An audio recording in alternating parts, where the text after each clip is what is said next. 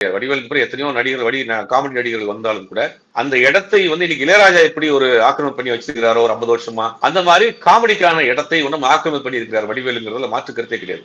ஏன்னா நீங்க ஒவ்வொரு காலகட்டத்துக்கு ஒரு ஆல்டர்னேட்டிவ் வந்துட்டே இருந்தாங்க.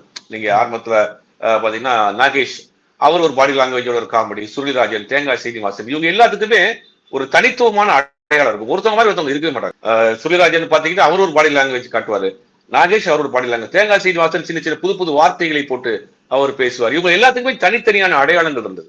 அதற்கு பிறகு பாத்தீங்கன்னா கவுண்டமணி செந்தில் அவங்க 2 பேரும் லான்வாடி மாதிரி ஒரு டூயல் காமெடி, அதுல வந்து அதுக்குள்ள சின்ன சின்ன டைமிங்லாம் இருக்கும். அதற்கு பிறகு விவேக் அண்ட் வடிவேலு அப்படிங்கிற காமெடி, விவேக் ஒரு பேட்டர்ல பண்ணார். வடிவேலை பொறுத்த வரைக்கும் ஒரு சின்ன சின்ன டைலாக்கை வந்து அவருடைய மாடுலேஷன்லேயே அது காமெடியா மாற்றக்கூடிய மிகப்பெரிய ஒரு ஜாம்பவான்னா வடிவேல் தான். ஆனா அதற்கு பிறகு பாத்தீங்கன்னா நிறைய பேர் காமெடி வந்தாங்க, சில படங்கள் பண்ணாங்க, காமெடி பண்ணாங்க. சந்தானம் அந்த காலகட்டத்தில் இருந்தாரா, பட் அவர் ஹீரோ போயிட்டாரு.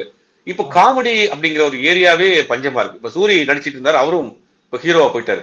திருப்பி வந்து அவர் காமெடி பண்ணுவாராங்கிறது தெரியல.